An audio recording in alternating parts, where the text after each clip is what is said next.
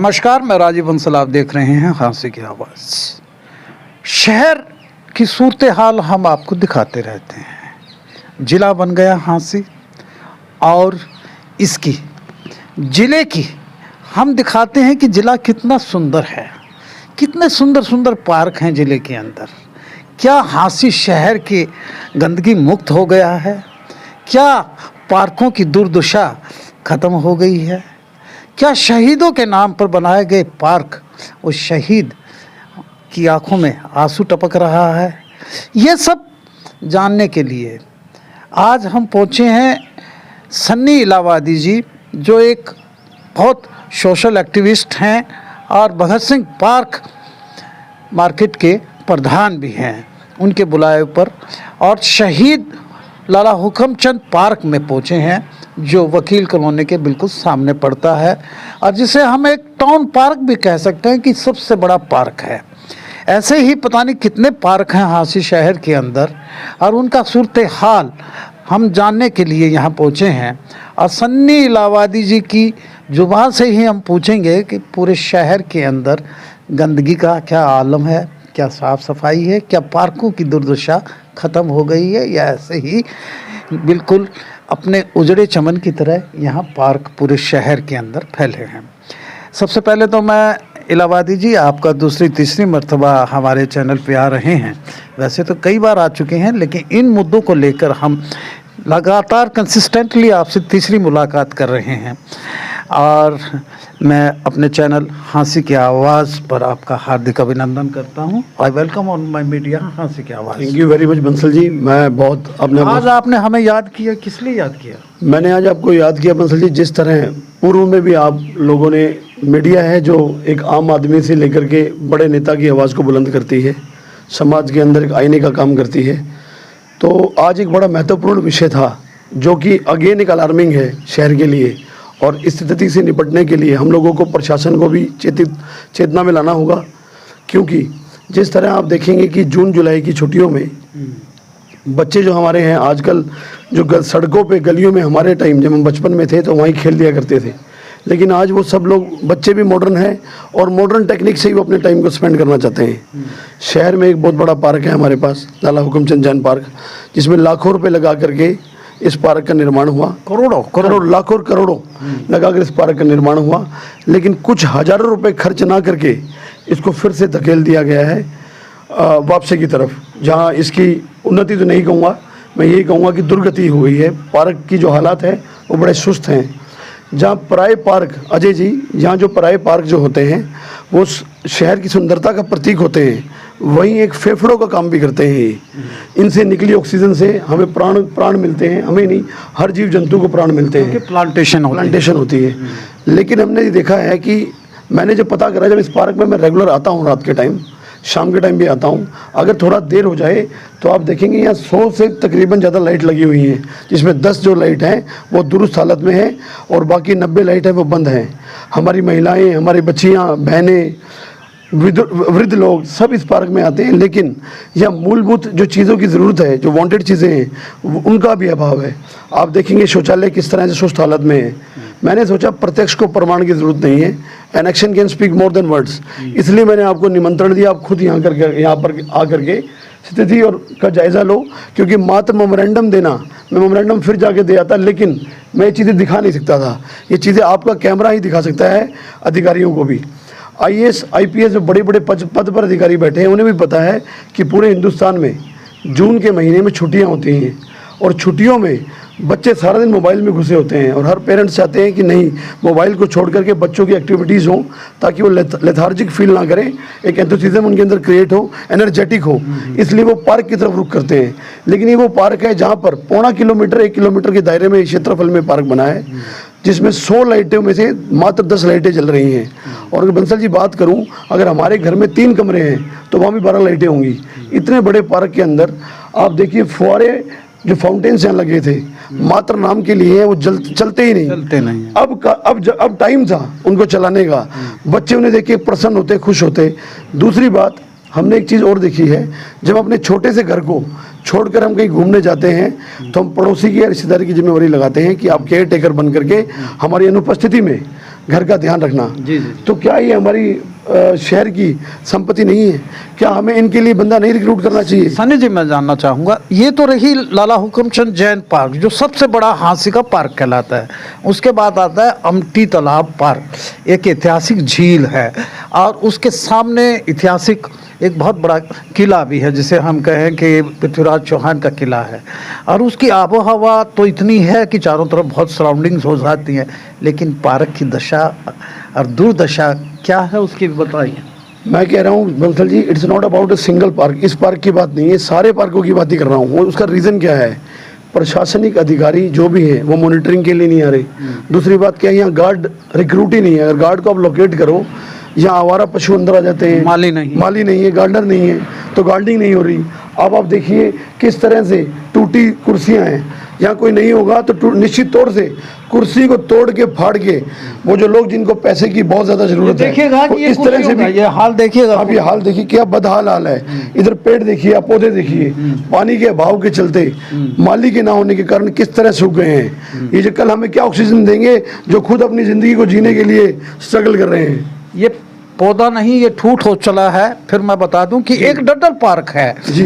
ये तो हुआ हुक्मचंद पार्क। हाँ, अमटी पार्क भी ऐतिहासिक है, डड्डल पार्क भी ऐतिहासिक है, वार्ड नंबर 4 में। वहाँ बार बार माली के लिए आग्रह किया जाता है। आपने भी मेमोरेंडम दिया है। डड्डल पार्क में तो मेरी जीवन का बहुत, आप तो वहीं के बासिंदे हो। जी, मैं वही बोर्न एंड ब्रॉट अप, मेरी प्लेस भी हांसी है और मैं वहीं पैदा हुआ, वहीं रहा। वहाँ भी सेम ऐसे था। वहाँ के पार्षद महोदय ने बहुत अच्छा काम किया, तो कुछ असामाजिक गतिविधियाँ थी वहाँ पर, उसे रोकथाम करी। वहाँ पर हमारी महिलाएं, बेटी, बहनें उस पार्क में आवाजाही भी लगती है, लेकिन वहाँ भी सेम ही इशू है। माली का अभाव होने के कारण गार्डनिंग प्रॉपर नहीं होती, प्लांटेशन अच्छे से नहीं हो पाती। दूसरी बात, मैं तो ये चाहूँगा बड़े बड़े जो पार्क हैं यहाँ पर आपको पीसीआर को डिप्लॉय करना चाहिए 2-3 4 घंटे के लिए, ताकि हमारी बहन बेटियाँ, बच्चे और हम भी अपने आप को महफूज फील करें। आप मानेंगे नहीं बंसल जी, इस छोर से लेकर उस छोर तक आप जब चलेंगे और वहाँ लाइटों का अभाव होगा, 5-10 लड़के बैठे हैं, मैं नहीं कहूँगा कि वह सामाजिक कैसे हैं, 10 लड़के बैठे हैं, तो एक इन मर्द को भी वहाँ से निकलते वक्त टेंशन होती है। तो महिलाएं और बच्चे अपने आप को टीचर्स भी आ जाते हैं। महिलाएं और बच्चे अपने आप को महफूज कैसे महसूस करेंगी? जब जिला बन गया है तो जिला स्तरीय चीज़ें भी होनी चाहिए। मैं किसी नेता का, किसी प्रतिपक्ष का, किसी का कटाक्ष करने या नहीं आया, और ना ही मुझे कोई अन्यथा ले। मैं तो समाज की चीज़ देखता हूँ, और मीडिया जो एक माध्यम है इस आवाज़ को बड़े बुलंद तरीके से उठाने का, इसलिए मैं आपका सहारा लेता हूँ। और मेरा मानना और जानना भी ये है कि जो काम करने चाहते हैं वो आगे आए। इस शहर में तो काम करने की बहुत ज़रूरत है। एक थोड़ा सा विषय और है कि शहर के अंदर धड़ाधड़ यानी कि गंदगी फैलाने वालों के ऊपर चालान कट रहे हैं, किसी का 5,000, किसी का 6,000, कुछ और। क्या नगर परिषद खुद भी इतनी यानी कि आपको ये कहना चाहूँगा, पीछे सजग है कि वो सफाई करती है? मैं वही कह रहा हूँ, कुछ कानून हमें ऐसे लाने होंगे कि गंदगी फैलाने वाला भी जिम्मेवार है और गंदगी ना उठाने वाला भी जिम्मेवार है। जिसके पास पावर है, जिसकी कलम की ताकत से गंदगी उठ सकती है, अगर वो भी अपने काम में अनदेखी कर रहा है तो निश्चित तौर पे चालान उनका भी कटेगा, तो गंदगी कभी नहीं फैलेगी। जो भी अधिकारी लोग बैठे हैं वो अपने घर की सफाई के लिए कितने सजग हैं?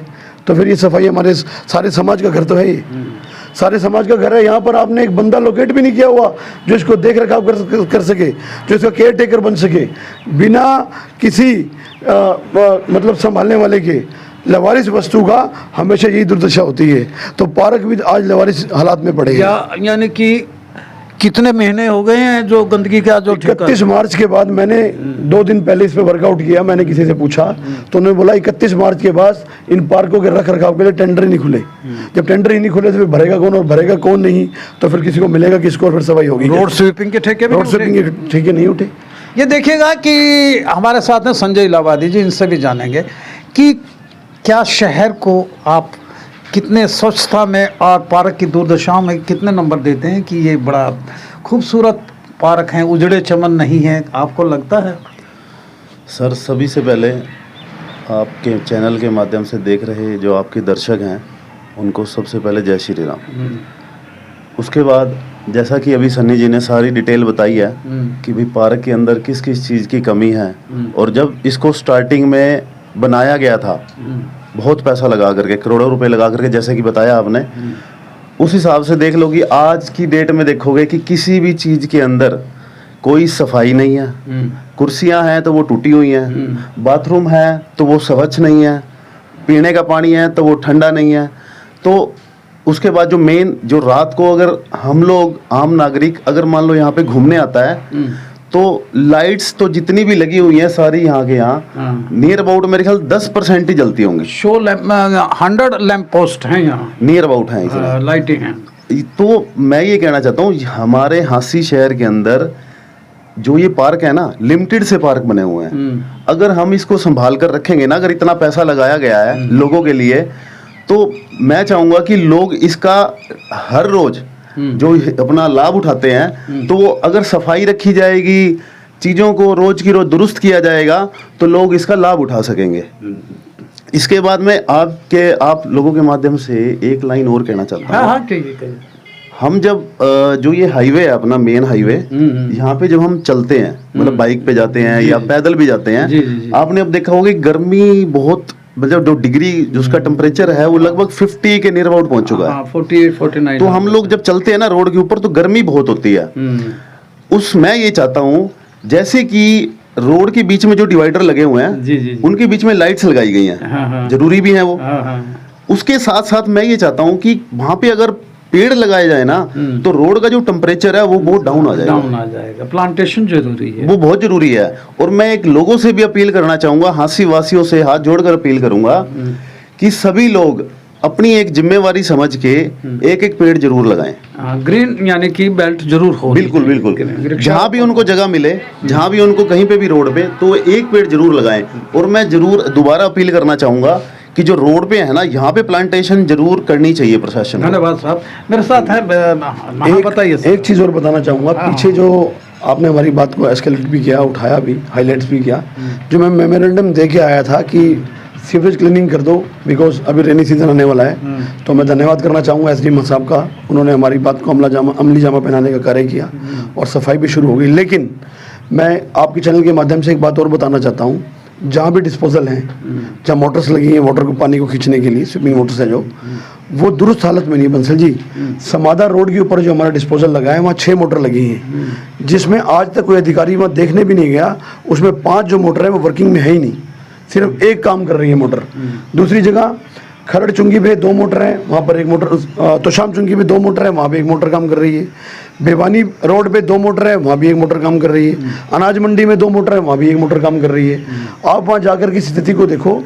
अगर युद्ध स्तरीय तैयारियां हम कर रहे हैं और एमिनिशन ही हमारे पास नहीं है तो फिर हम युद्ध नहीं जीत पाएंगे। तो हमें मोटर्स की दुरुस्त हालत में करना भी बहुत ज़रूरी है। आपने सफाई तो करा दी लेकिन पानी को खींचने वाली मोटर ही नहीं चल रही हैं। मतलब कि 20 मोटर के अंदर बंसल साहब 10 मोटर चल रही हैं। हर चीज़ संज्ञान में लानी पड़ती है आपको। सफाई करवाइएगा, फिर मोटर दिखाइएगा, इनको नहीं नजर आता है क्या डिपार्टमेंट के अधिकारियों? चलो, इनके पास बहुत सारे काम है, मुझे लगता है समाधान शिव जैसे बहुत सी चीज़ें हैं। चलो, तो मैं चाहता हूँ जो चीज़ें मेरे संज्ञान में आए उनको आपके माध्यम से बहुत बहुत शुक्रिया सन्नी जी। इसी तरह आप हमारे चैनल पे आते रहिए और चैनल को गुलजार करते रहिए। हम तो यही कहेंगे कि शहर के सभी पार्क उजड़ा चमन हो चुके हैं, यानी कि नाना नानी के घर बच्चे आते हैं, छुट्टियां हो जाती हैं और पार्कों में घूमने आते हैं तो कहते हैं नानी तुम्हारा शहर का पार्क, नाना तुम्हारे शहर का पार्क, मामा तुम्हारे शहर का पार्क इतना ख़राब है, हमारे शहर का तो जाके देखिएगा। कंपेयर करते हैं छोटे छोटे जनजी बच्चे ये। तो मैं तो इतना ही कहूँगा कि हर शाख पे उल्लू बैठा है, अंजाम गुलिस्ता क्या होगा, बर्बाद गुलिस्ता करने को बस ये 2 ही महकमे काफ़ी हैं। आप समझ जाएंगे कौन कौन से महकमे हैं।